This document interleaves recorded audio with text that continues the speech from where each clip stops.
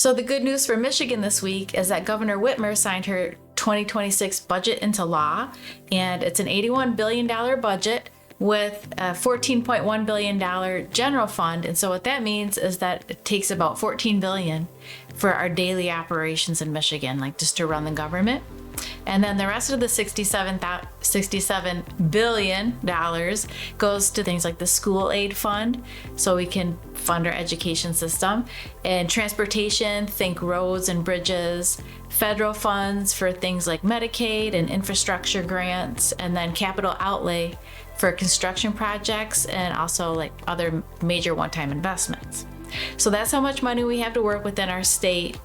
And out of the $81 billion, $24.1 billion will be spent on our public education system.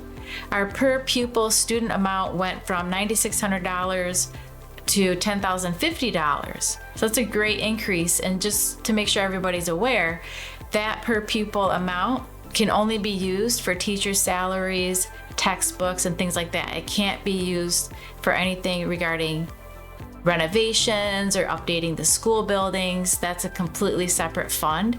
So this per pupil amount is for the teachers and the classrooms. And that's a good increase. But you can check out this article. I'll include a link so you can read it. You can check out this whole list, but just for an example, $657 million to expand pre-K to every 4-year-old, and $320 million to fund mental health and safety. And then the one I like too is the $248 million to continue providing free breakfast and lunch to our students, which is so important, and also because it saves $1,000 per family a year. So that's great. You can check this out. And then there's a lot of other questions about how schools are actually funded. Like, what can you do with this money?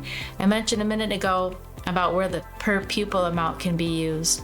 But if you check out this article, How Michigan Schools Get Their Money, I did a bunch of research and really broke it down. But the bottom line of it is that anything that comes out of the school aid fund can be used for specific purposes, but the community is required to pay for building upgrades and renovations. We're in charge of the infrastructure.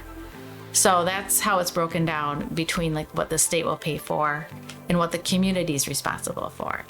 So I'll provide links to these articles, and yeah, let's go. Let's support our kids.